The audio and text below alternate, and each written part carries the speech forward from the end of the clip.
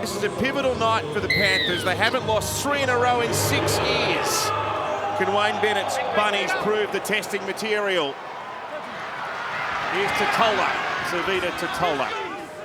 Two of the most iconic clubs in Australian sport. Here's Walker. And now Whitehead and Johnston. He's back in the thick of the action. He kicks over the top. The ball tumbling towards the dead ball line. That was a valiant effort. Go on, drop out. Tallis Duncan. A wide open gap, which was only stopped because of some Kenny desperation. Pass out to Walker. A dig in behind. Kaloa Matangi dives on the kick. They look on tonight. Classy player, Cody Walker. Rushing defence, you want to come up? Well, I'm going to dink it in behind. Un-Penrith-like, and it is under pressure in the early skirmishes. Walker to Gray. Johnston, you can strike another try off the tally. He's closing in on Ken Irvine, but he's landed awkwardly on his shoulder. Hopefully he's okay. He's just had 242 days resting his Achilles injury. Have a look at that out in front. His tackles against nothing for Souths, who came into this match a win ahead of the Panthers, of course, on the ladder. Whiten dragged over. You don't see Jack Whiten manhandled like that very often. Taken care of by Lindsay Smith around the legs. So Billy backing up for more work. He's been really busy off the bench. He's got to the line.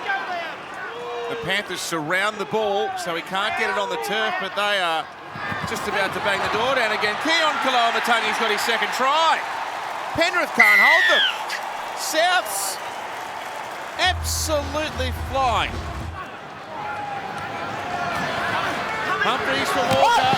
They move the ball nicely to the right-hand side, where Ravalawa is dragged onto the touchline. Oh, the referee says the tackle was completed.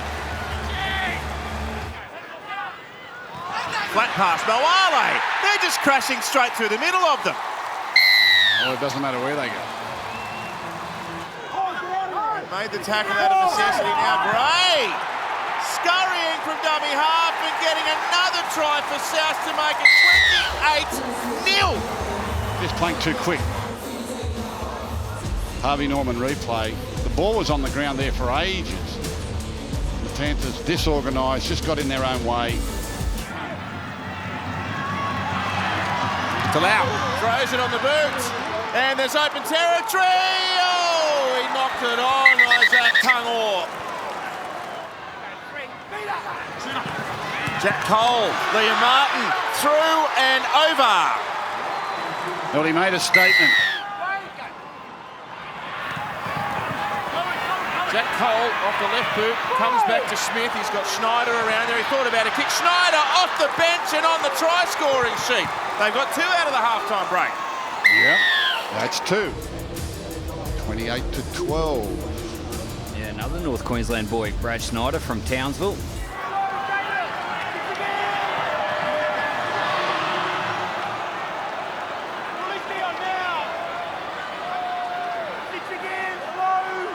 They're happy to slow it down as long as they need to. Well, that could be a sin bin, yes.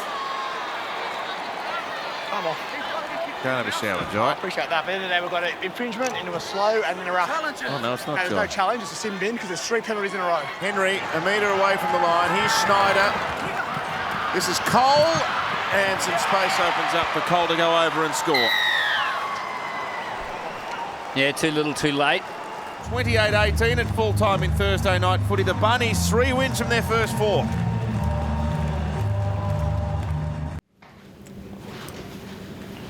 Wayne, you wanted a much better start this week, and you got that. What was the turnaround? How did you get that response from him this week? I asked him. Is that all he had to do, Cody? Yeah, pretty simple. We had a very short turnaround. We didn't have much time to train, so. Is that the beauty of rugby league, Wayne? Like, half-time last week, people saying one thing, and then 40 minutes in, the club could look, or the team can look so different. That's why we come. Don't know is going to be presented to you. So it's a great thing about sport. It's has many twists and turns. What did you make of that first half? 28-0 against the four-time premiers. It's quite a performance, Wayne.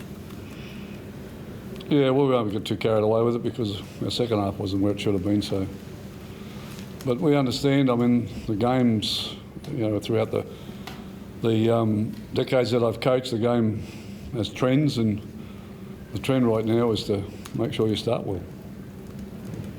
And we didn't start well last week and got punished for that, and we got a good start here tonight.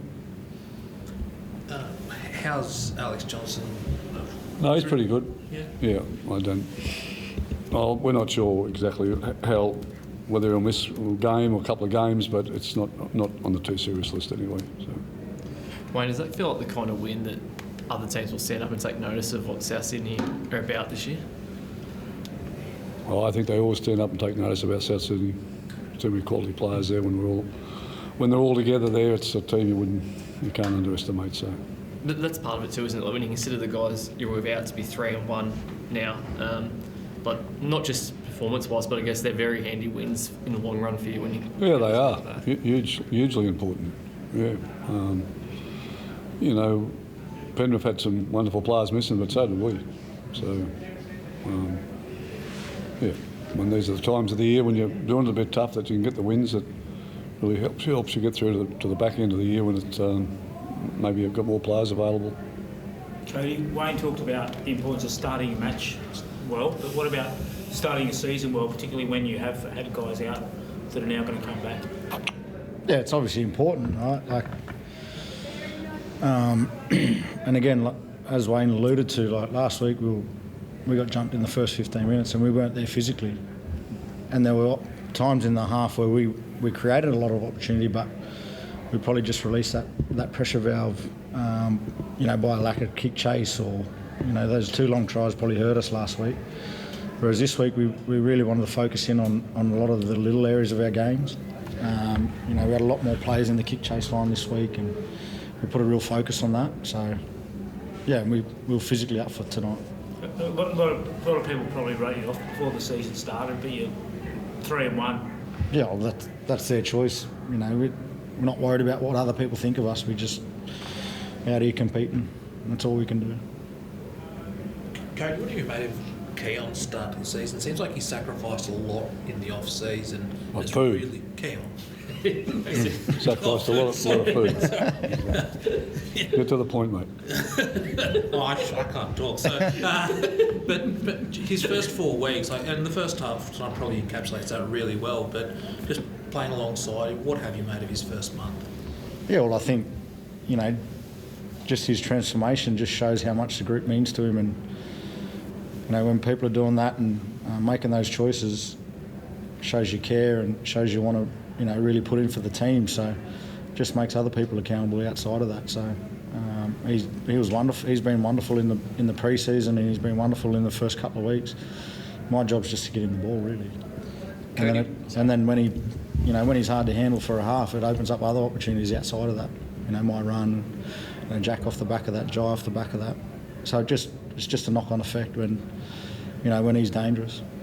Cody, when you consider how strong Penrith have been defensively for a number of years, the way you guys are able to sort of take them down, especially on that left edge tonight, how impressive was that? Yeah, look, you can't underestimate Penrith, and you can't question, their want and their desire. You see what they were capable of last week. They were out of the game, but they clawed their way back in, and they've done that tonight as well. So I wouldn't be writing Penrith off just now. Wayne, Cody was speaking out players who had a wonderful start to the season. Jai Gray continues to punch above his weight. I understand Latrell is on track to play next week, but has he done enough to keep a spot in the 17 going forward? He's done enough, but whether he plays there or not's another issue. We'll have to wait till 2 o'clock on Tuesday. Second time in 4 weeks. What do you get with Latrell coming back, Wayne? I mean, it's going to be a big buzz, big lift to the group. Look, we've won 3 out of 4 with a number of players missing. All Latrell's got to do is come back and do his job for us. We don't even do any more than that. wonderful player. We all know what he brings, but we need him to be in sync with the rest of us, getting the job done, working hard, and being part of the team. I'm sure he'll do all that, but I have no more expectation of him than that. Thank you. Thanks. Ivan, I think it was 6 sets completed in the first half. Can you remember a 40 minutes of footy like that from your side? No, I can't remember one ever. Yeah. No, I can't. What were you thinking up there as it was unfolding? I was trying to work out what I was going to say at half time.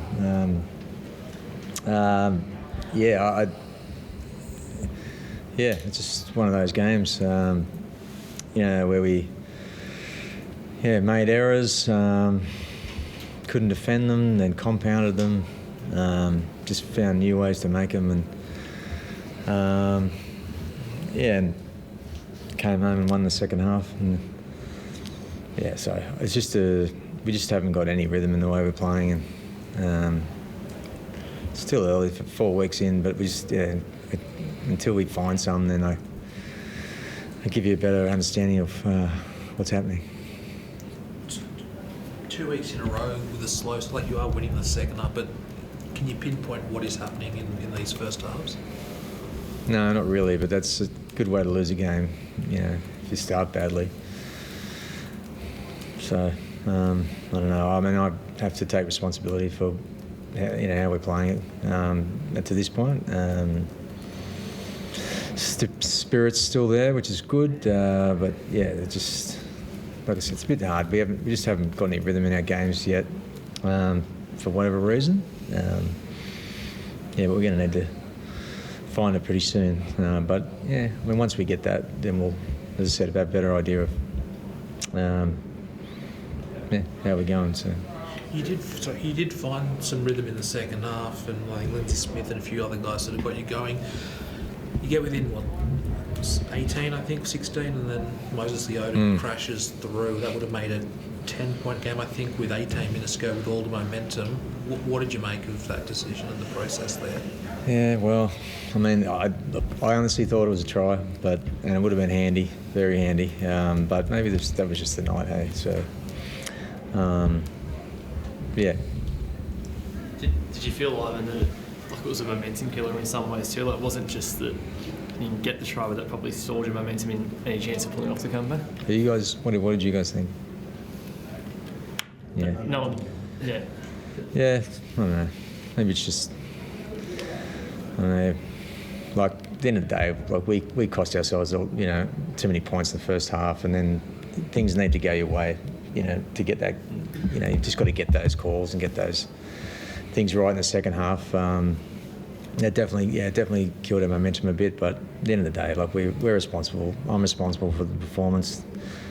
The first half was just comical at some points. So, but we're on a roll. We won the second half 18-0. So hopefully we can take that into next week.